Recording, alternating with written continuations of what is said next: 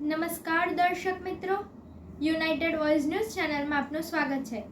ધાર્મિક પ્રસંગો તેમજ અન્ય સમાચાર માટે નીચે આપેલા નંબર પર અમારી ચેનલનો સંપર્ક કરો તેમજ આ વિડીયોને લાઇક કરો, કમેન્ટ કરો, શેર કરો, સબસ્ક્રાઇબ કરો અને બેલ આઇકન પર ક્લિક કરો।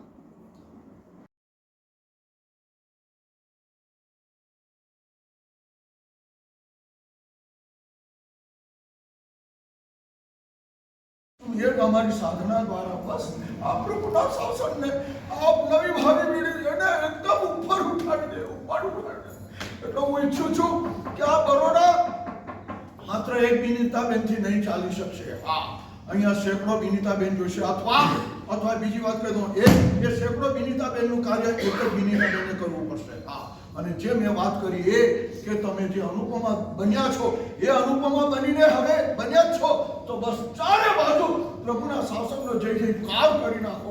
તમને જે શક્તિ મળી, પ્રભુની કૃપા મળી છે, બસ એ કૃપાને ખૂબ ઝીલતા જાઓ અને શાસનના કાર્યો કરતા જાઓ। આટલી મોટી રકમ અડધી મિનિટમાં મને જે સમાચાર મળ્યા કે મનહરભાઈ હતા ત્યારે મનહરભાઈએ પેલા જમીન માટે કે એના માટે જે કંઈ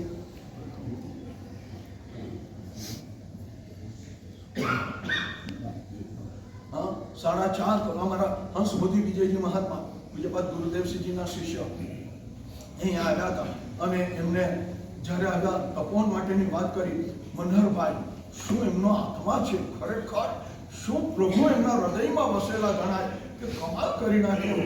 આજના પલકારામાં એમને કહ્યું કે સાહેબ 4.5 કરોડ રૂપિયા, શું આપણને એમ થાય કે ભાઈ દુનિયા આખી પૈસાની પાછળ પાગલ છે અને આ વ્યક્તિ શાસન પાછળ પાગલ, શાસન સંસ્કાર માટે બસ સેવા કરવા માટે પાગલા અને 4.5 કરોડ એમની ભાવના, એમનું જે સ્વપ્ન મનહરભાઈનું કે બસ આવા તપોવનો ઉભા થાય, હજારો લાખો સંતાનો એ સંસ્કાર પામે અને એમના જીવનના કલ્યાણ થાય। હા, એ તો ચાલ્યા ગયા આવા સ્વપ્ન સેવીને, પણ એનું કામ એમના જે સંતાનો કહેવાય, હા, એવા આ વિનીતાબેન વગેરે, હા, એને પકડી લીધું।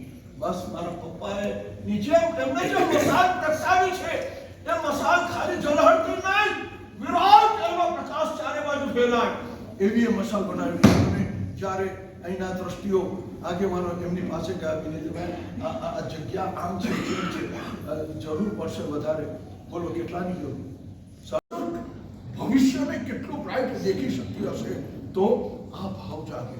અને એક સેકન્ડમાં મને જે સમાચાર મળ્યા એ બધું હું કહું છું, એક સેકન્ડ 6.5 કરોડ બીજા અને આ મારા પપ્પાનું સ્વપ્ન છે એ મારે પૂરું કરવાનું છે। ખરેખર આજે હું એક પરિવારને એટલા અંતઃકરણથી આશીર્વાદ આપીશ। મારા આશીર્વાદ હાથ ભલે મારો છે, હું એમ કહીશ પૂજ્યપાદ ગુરુમાં કે તમને આશીર્વાદ આપી રહ્યા છે, તમને ગુરુમાં આશીર્વાદ અને એવા આશીર્વાદ કે જિંદગીના અંત સુધીની અંદર તમે આવા 100 ડીએમડી તપોવનો ઉભા કરી નાખો। જ્યાં જરૂર પડે, જ્યાં સંસ્કારના કાર્યો થતા હોય, હા, એ સંસ્કારના કાર્યો 3 છે, બહુ મહત્વનું છે, એક સાધાર્મિક અને એક સંસ્કાર। વર્તમાનમાં આ 3 ખાતા બહુ ડાયબિકમાં છે। હા, એક તો સાધારણ, આપણે દેવ દ્રવ્યને ખૂબ ચડાવવા બોલીએ છીએ, બોલો કઈ વાંધો નહીં, એ બોલ્યા પછી સાધારણને પણ તરતું કરી નાખો, એક સાધારણ। નંબર 2, હા, કયું બોલ્યો? સાધાર્મિક। હા, એ આપણે અહીંયા કેરી ખાતા હોઈએ, હા, 51 કરોડ રૂપિયા, હા, 5000 સાધાર્મિકોને એમને લખપતિ બનાવી દીધા। કમાલ! શું પ્રભુનું શાસન, કેવું પ્રભુનું શાસન! આ સાધાર્મિકોને ખૂબ સાચવજો, કારણ કે વિહારના સ્થાનોમાં સિટીમાં પણ એવા હોય કે એમને પણ। અને 3rd નંબરમાં સૌથી મોટું એ છે સંસ્કરણ। હા, એ સંસ્કારના કાર્યોની અંદર જ્યાં પાઠશાળાઓ ચાલતી હોય, 100, 200, 500 પાઠશાળા, આખી ઇન્ડિયાની ગુજરાતની પાઠશાળા લાવો, એના લાભ હું લઈ લઉં। બરોડામાં જેટલી પાઠશાળા ચાલતી હોય સંપૂર્ણ લાભ। હમણાં ભીવંડીમાં એક પ્રકાશજી કરીને છે, રાજસ્થાની છે, પ્રકાશજી કરીને, શું પાઠશાળા, આજુબાજુની કેટલીય પાઠશાળાઓનો પૂરો લાભ, તમારી જેટલી પ્રભાવના હોય, શિક્ષકોનું જે કંઈ પગાર વગેરે આ તે બીજું બધાનો લાભ મને આપી દો। સંસ્કાર, બસ આપણે બધા આ જીન શાસનને માનીને જે પ્રભુએ વૈશાખ સુદ 11 દિવસ ઉપાસયો છે, આ દેરાસરો છે, નાના મોટા અનુષ્ઠાનો છે. દેરાસરો કોણ સંભાળશે, ઉપાસક કોણ સંભાળશે, કાલે 6 પાછો સંઘ આગળ નીકળશે, સંઘમાં કોણ હાજરી આપશે, ભગવાનના બધા અનુષ્ઠાનો, કેટલી બધી એની ચિંતા સત થઈ એને શું કરવું. અને એ જ દિવસે અલકાપુર સંઘમાં એને એક મિટિંગ રાખી, એક જ દિવસની માટે, એક જ દિવસનો ટાઈમ હતો. અને ઓરડા બધા જ શ્રેષ્ઠોને બોલાવ્યા, બધાએ પોતપોતાના ઓપિનિયન આપ્યા હતા અને નક્કી કર્યું આપણે એક સ્કૂલ બનાવી છે. સ્કૂલ બહુ નક્કી થઈ ગયું આપણને, પણ પાછળથી જ્યારે મંદપુર આવ્યા ત્યારે ખરેખર મનોહરભાઈને જેટલા એના વિશે બોલીએ એટલું ઓછું છે કે એ સાહેબને પગલાં કર્યા અને માત્ર 2 મિનિટની ખાને દેશના આપી અને ઓન ધ સ્પોટ મનોહરભાઈએ 7,000 ડિક્લેર કર્યા. એ ડિક્લેર કર્યા બાદ 1-2 વર્ષો નીકળી ગયા આમાં, 2 વર્ષ તો 2 વર્ષથી કશું કંઈ થયું નહીં.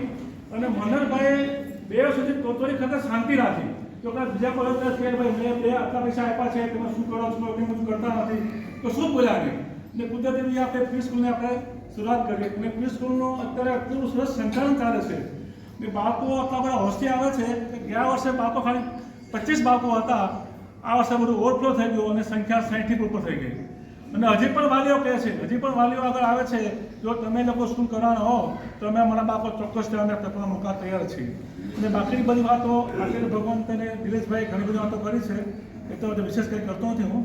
અને ખાસ સ્પેશિયલી આવતીકાલે આજે જે આચાર્ય ભગવંતે માગસર વૈશાખ સુદ 11 સ્થાપના આપણા પર કરેલા મહાપદ્માના ઉપકારો, ત્યારબાદ શાસન પર આવેલા કેટલા આક્રમણો મોગલોના અને મુસલમાનોના શુદ્ધ જ્ઞાનની જે આપણે જે નાશ થયો એટલો બધો, અને ત્યારબાદ આજના બાળકોની ભાવિ પેઢી એના સંસ્કારો કુસંસ્કારો જે પોતે એની સતત ચિંતા અને એમાં તપાવવાનો મુખ્ય રોલ, એ ઘણી બધી આપણે વાતો કરી. વિશેષ વાતો આવતીકાલે અલકાપુરી સંઘમાં 7:15 વાગે પૂજાચરણનું પ્રવચન છે, 8:15 ને ત્યારબાદ નોકા છે. તો આપ બધા વિનંતી છે, આપ ખાસ પધારશો.